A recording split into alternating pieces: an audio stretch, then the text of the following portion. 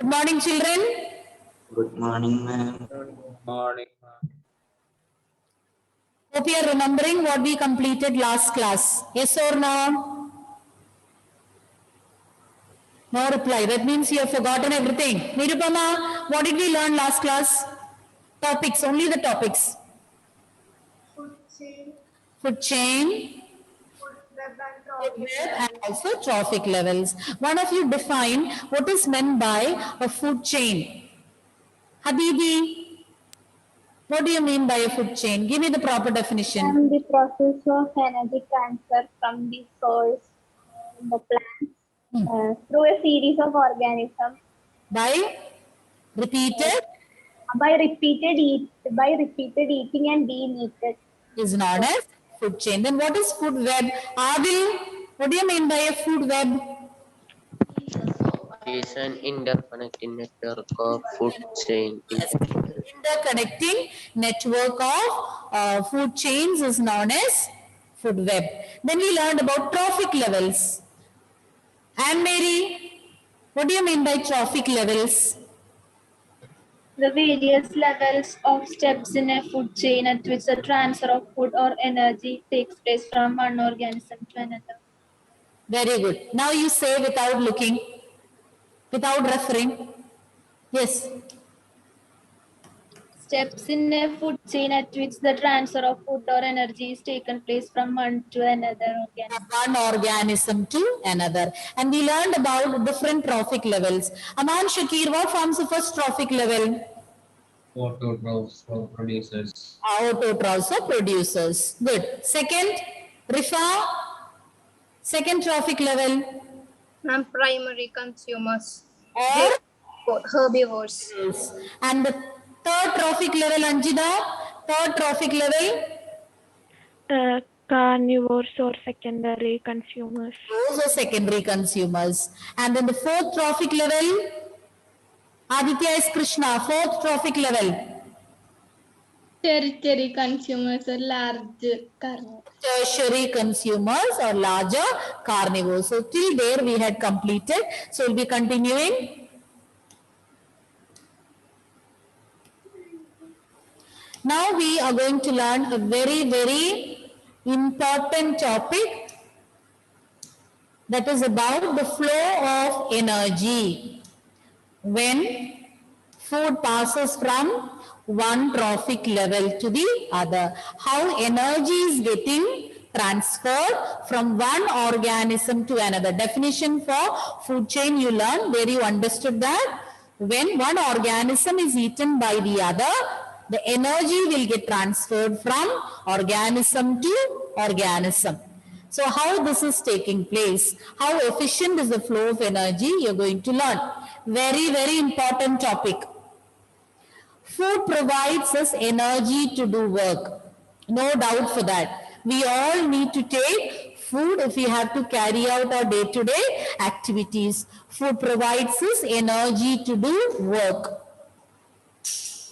The interactions among the different components of the environment involves flow of energy from one component of the system to the other. So you know that in an ecosystem, each organism or each group of organism will be interacting with other. In the definition we learned the different interactions both with living and non-living components. Each one or each organism will be interacting with other living organisms and also with the non-living components. So when these interactions are taking place, that will result in the flow of energy. So the different interactions existing among the different components of the environment results in the flow of energy. Energy gets transferred from one component to the other.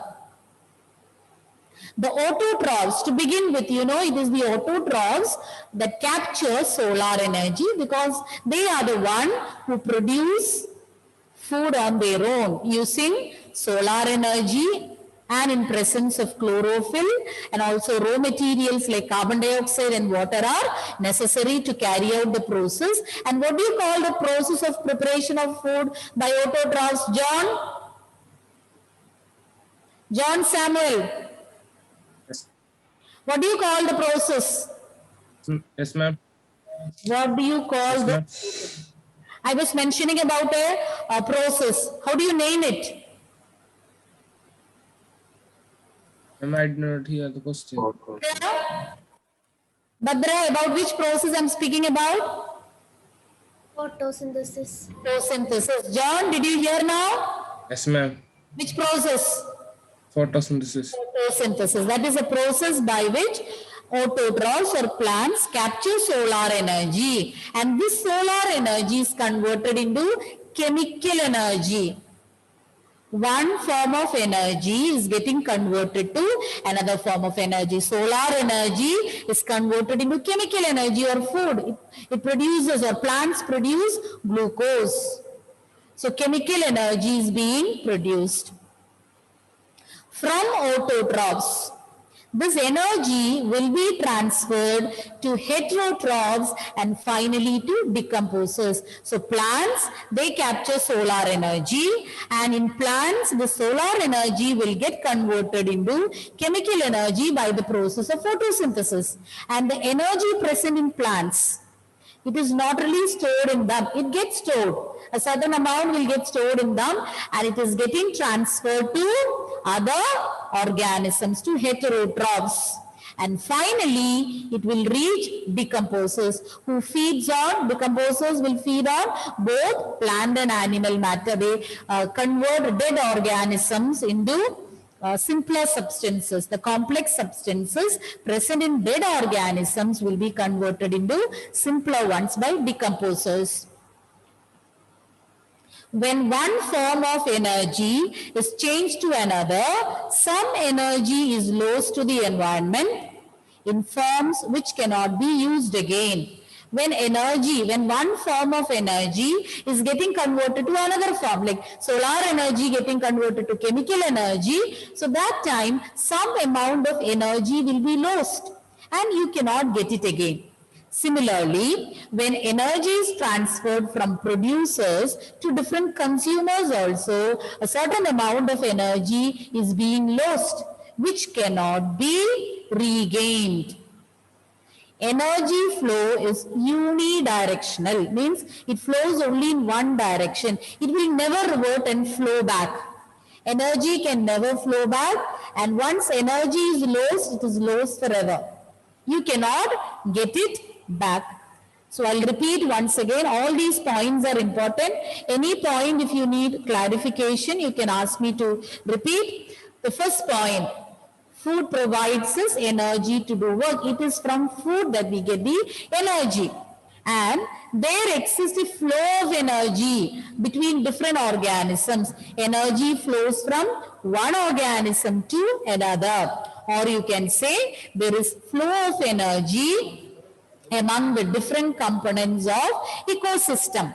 And to begin with, the food is being synthesized by autotrophs. They capture solar energy and it will be converted to chemical energy, that is glucose. It produces glucose as a result of photosynthesis.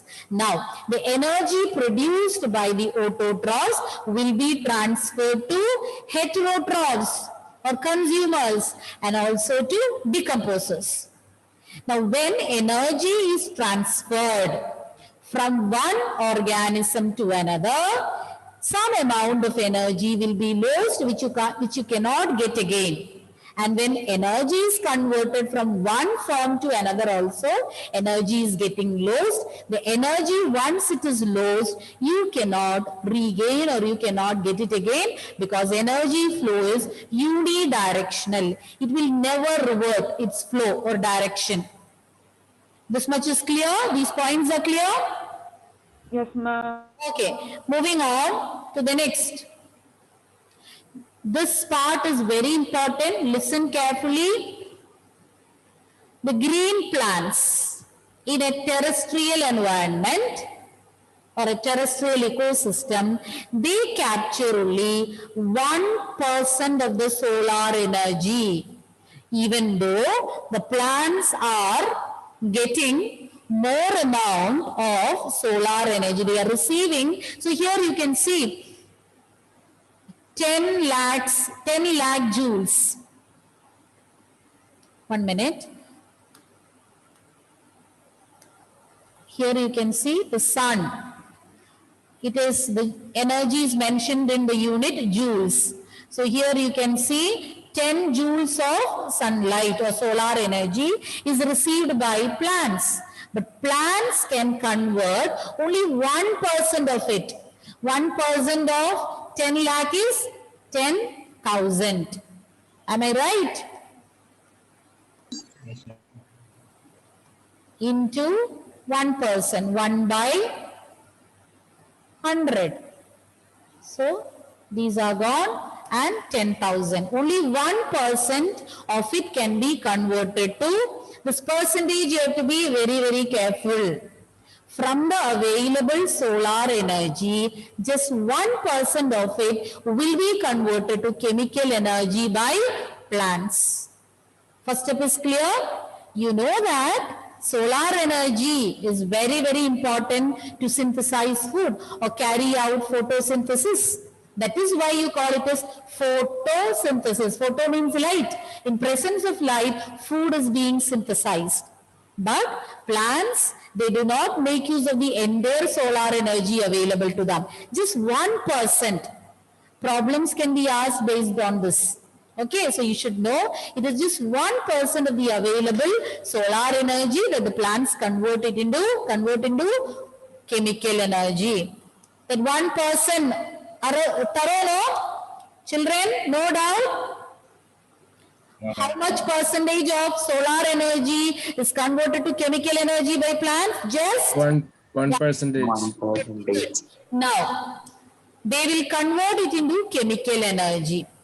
And when green plants are eaten by primary consumers, so the first trophic level we already discussed, producers, they convert 1% of the solar energy available for them into chemical energy or food. Now these green plants will be eaten by primary consumers or herbivores. Now let's see what happens. A great deal of energy will be lost to the environment as heat. Some amount is used up in growth, digestion, and also for doing work. And the rest goes towards growth and reproduction. So from this itself you can understand a great deal of energy is being used up. Some are lost.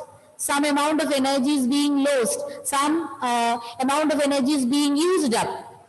When green plants are eaten by the primary consumers or herbivores, the entire energy present in plants will not be stored in them.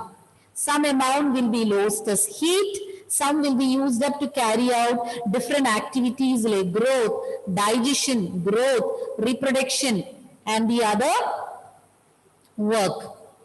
Now let's see what is meant by 10%. Can you show the previous thing? I'll repeat. When green plants are eaten by primary consumers, a great deal of energy is being lost or used up. That is, as heat for growth, digestion, reproduction, for doing work, for all these energy is being used up. And only 10% of energy will get stored in the primary consumers. So from here,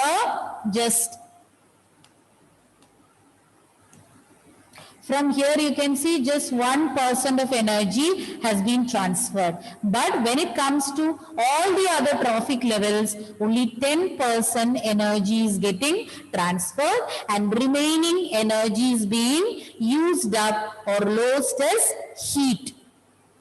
So in the first step, that is sunlight, only 1% is being used up by plants. Remaining all the other levels, only 10% transfer of energy will take place. And what happens to that 90%? It is lost as heat or being used up to carry out different functions like growth, digestion, respiration, reproduction, and other activities. Are you getting? Are you following? I'm not getting any response. Yes, ma'am. Yes, ma'am. Okay, some for digestion, doing work, growth, reproduction, and only on an average 10% is getting transferred. So that is known as 10% low. An average of 10% of the food eaten by an organism will be turned into its own body, and only that 10% will be available to the next level of consumers. I'll repeat once again, an average of just 10% of the food eaten by the organism will get converted into its own body, and that only will be available to the next level of consumers. The rest 90%, where it has gone, it is lost as heat or used up to carry out different activities like growth, reproduction, respiration, digestion, etc. And only 10% will be getting converted into its own body or will get stored in its own body. And what is stored in its body only will be available to the next level of consumer. See here, children, here I have written it is 10 lakh joules of energy or only 1%, that is 10,000. But when it comes to primary producers, 10% of 10,000, what is 10% of 10,000? Into 10 by 100. So it will be 1000 joules will be reaching them. And when this reaches secondary consumers, it is further reduced to 100. Why? Because 90% of the 1000 joules is being used up or being lost. So 1000 joules. So again it's 10%. 10 by 100. Again you will find just 100 joules will be reaching the next trophic level.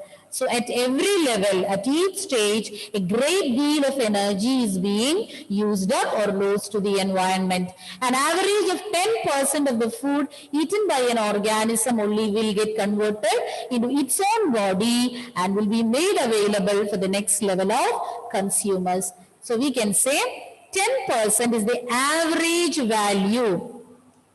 10% is the average value of the amount of organic matter which will be present at each step, because only that much is getting stored. Rest is either being used up or lost to the environment. So 10% is the average amount of organic matter which is available at each trophic level, and the one which is reaching only this percentage will be reaching the next trophic level. So when energy is getting transferred from one trophic level to the other, 90% will be used up or lost, either used up or lost, and remaining 10% only will get stored in the body of the next level of consumer. Again from that 10% only will be passed on to the next trophic level, and this gets repeated or this continues, and as and when we reach the last trophic level, very less energy will be left. Due to this reason, the number of trophic levels in a food chain is usually limited to 3 or 4. Otherwise what happens? In the last trophic levels, there will be no energy left. So almost all the food chains will be, the number of trophic levels in a food chain is limited, because when energy is transferred from one trophic level to the other, 90% is getting lost. Only 10% is getting transferred to the next trophic level. I'll repeat it again. I know it is a bit confusing, but it's very, very important. So here I'll repeat the points again. So let's see with one example here. You can see producers, then herbivores or primary consumers, and then you can see carnivores here. So let's see. Here you can find solar energy. Solar energy is made available. See, sun, from sun you can find 10 1, 2, 3, 4, 1 lakh joules of solar energy is available. Another example we are considering. Say for example, 1 lakh joules of energy is available. But only 1% of this 1 lakh will be converted into chemical energy by plants. So 1% of 1 lakh is just 1000 joules. Okay. Are you following? Yes, ma'am. Yes. 1 lakh joules. See, the joules of solar energy is not fixed. You saw another example earlier. This is yet another example. 1 lakh joules of solar energy is available. So plants will convert just 1% of it. So 1%, 1 by 100 into 1 lakh is 1000 joules. So they are converting, or they are preparing food using just that 1%. So the amount of food, chemical energy produced is 1000 joules. Then from producers, the food energy or the energy is being transferred to herbivores. So here you can see a deer, and from this the 1000 joules produced, the entire 1000 joules will not reach the herbivore. Why? Because it is lost as heat, used for digestion, reproduction, growth, for doing work, and remaining only 90% will reach the next trophic level, or else you can say only 10% reaches. So 10 by 100 into 1000 will give you how much? 100 joules. Now herbivores, or the first level of consumer, they could store 100, or they received 100 joules of energy. From this 100 joules, again when it is eaten by a carnivore, again only 10% will be transferred to lion. 90% will be used up for digestion, reproduction, growth, doing work, summer's heat, and remaining 10% only lion will receive, and the same will get repeated. So in the beginning you can see it was 1000 got reduced to 100 got reduced to 10. And again if we continue further, it will become 1 joule, 0.1, like that it keeps on going. Why? Because when energy is transferred from one trophic level to another trophic level, only 10% of energy is being transferred. Remaining 90% will be used up or lost to the environment. They are used for growth, reproduction, respiration, for doing other work, and some will be lost as heat to the environment. So that is why the number of trophic levels in a food chain is usually limited to 3 or 4. Because if more trophic levels are there, the last trophic levels, very less energy will be left in those last trophic levels. So once again, I will repeat, and next class you will be doing some problems based on this concept. Anyway, today we will not discuss that. So everything together you will get confused. So we will start from the beginning. If anybody joined late, they also can listen once again. I'm going to repeat all the points. We learned about a very important concept, that is energy flow through a food chain today. You know that the source of energy for all organisms is food. Food gives us the energy to do work, and we are dependent on plants for this energy. Plants can prepare food on their own using photosynthesis. And energy will get transferred from one component of ecosystem to the other. So when they interact with each other, there is energy flow, or the energy is getting transferred from one trophic level to the other. To begin with, producers or autotrophs, they make use of solar energy and prepare food or chemical energy. And from these producers, the energy will get transferred to consumers and finally to decomposers. First to primary consumer, from primary consumer to secondary consumer, secondary to tertiary consumer, and if quaternary, the fourth level is also there, or 5 trophic levels are there, then it will move to quaternary consumers, and finally it will move to decomposers. when energy is changed from one form to another. Not only when energy is changed from one form to another, when it is being transferred from one organism to another also, a great deal of energy is being lost and which cannot be regained. To begin with, we'll start the flow of energy. It begins from sun. Solar energy is essential for the plants to prepare food. We all are dependent on plants for our food. Out of the energy available, total amount of solar energy available, from that just 1% will be converted into chemical energy by plants. That only is 1%. Remaining all the other trophic levels, it is 10% transfer. So 1% of solar energy is getting converted to chemical energy. And when they are eaten, when these green plants are eaten by herbivores or primary consumers, so much energy is being lost. And how it is getting lost? Some will be lost as heat, some are used up to carry out respiration, reproduction, growth and other activities. And on an average, only 10% of energy will be transferred to the next trophic level, or only 10% of the food eaten by it will get converted to its own body.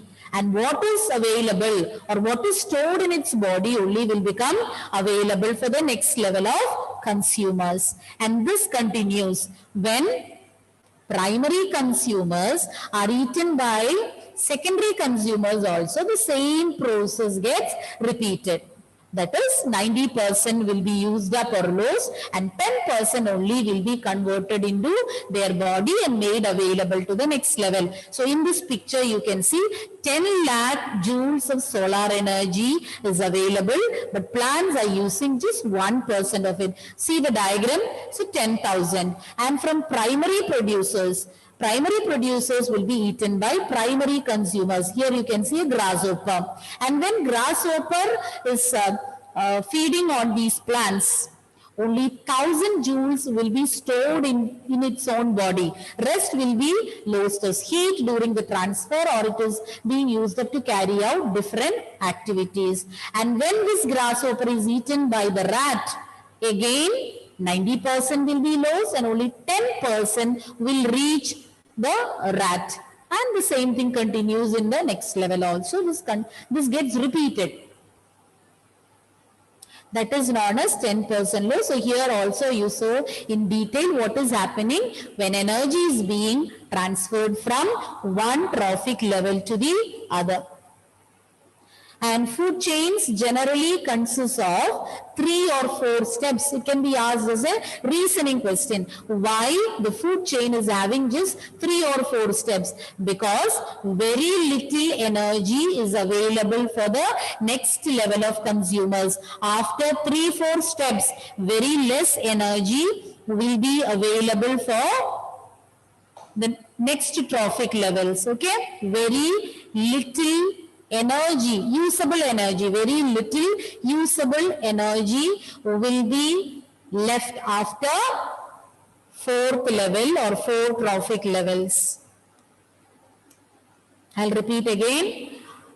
Food chain usually consists of 3 or 4 steps because very little energy, little usable energy will be available for the next level of consumers, or else you can say will be available after 4th trophic level. After 4 trophic levels. And when it comes to 6th, it will be very highly reduced. So after 4 trophic levels, it will be less. That is why in majority it is limited to 3-4 steps. Food chains generally consist of 3-4 steps because very little usable energy will be left after 4 trophic levels. The loss of energy at each step is so great. It is so great that very little energy will remain after 4 trophic levels. Okay, children? Okay? I'll repeat again. It can be asked why the food chain generally consists of 3 or 4 trophic levels. So you can say it is because very little energy will be available after 3 or 4 trophic levels. Have you understood? Yes, ma'am. Any doubt, children? No, ma'am. What about others? Can you show the slide again? Which one? Last slide. Yes. We have to conduct the test paper. Not this one. This one or the previous? This one. Okay. So after 3-4 steps, very little energy will be available for the next level of consumers. So that is why the food chains usually consists of 3 or 4 steps. Very little usable energy remains after 4 trophic levels. That is the reason an energy flow is unidirectional, and at each level the energy loss is so huge. 90% of energy is being lost. Rifa? Okay? Rifa, have you copied? Is she there? Turn your videos on. Why in between you are turning off the videos? Okay. Any doubt in what we covered? Any doubts, Melvin? No, ma'am. Melvin? Sainaba, John, Samuel, Vishnu, Surya, Pratish, Naz, Avsana. Where are you? Huh?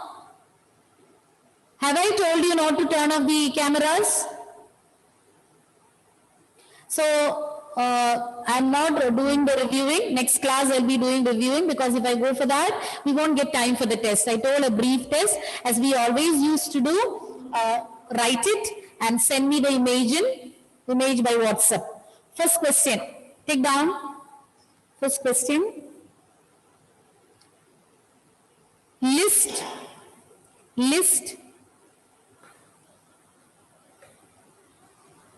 the factors, list the factors that decide, the amount of water reabsorbed.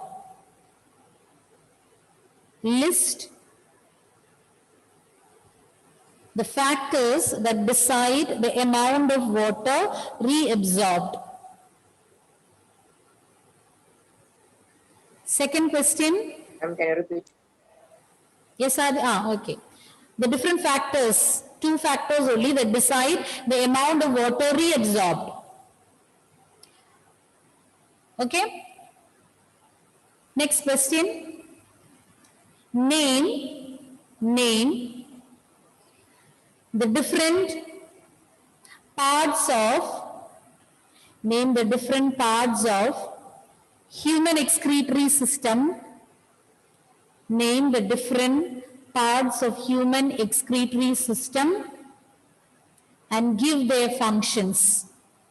Name the different parts of human excretory system and give their functions. Ma'am, should we explain detailedly? Function. What is its function? Name it. Just in single line you can write the function. Okay. Now last question. Mention any one difference between the transport through xylem and phloem. Any one difference between the transport taking place through xylem and phloem. That's it. You need not write. Ma'am, xylem. Xylem and phloem. Difference in the Yes, transport taking place through that. First question. List the 2 factors that decide reabsorption of water.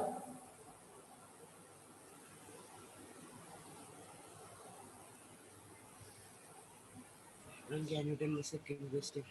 Which one, Surya? Second one. Second question. Name the different parts of human excretory system. Name them. Mainly 4 parts are there. Name them and write their function. Each one's function in a single line you can write.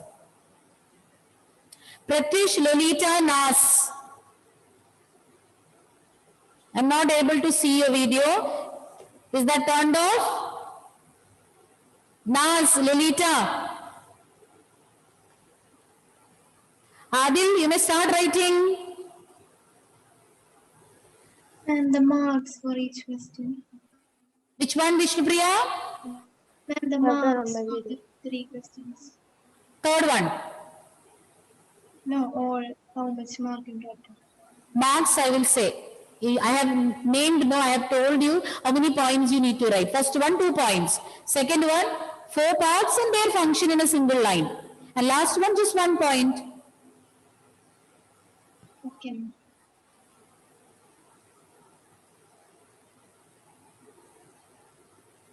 The test will be out of 5.